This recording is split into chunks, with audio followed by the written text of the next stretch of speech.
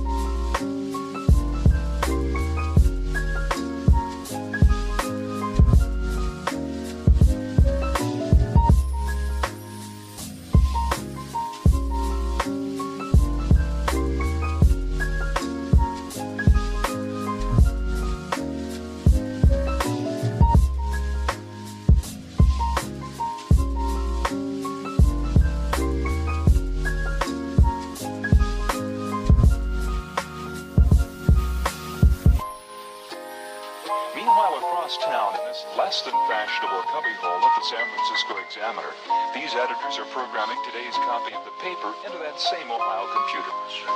When the telephone connection between these two terminals is made, the newest form of electronic journalism lights up Mr. Howard.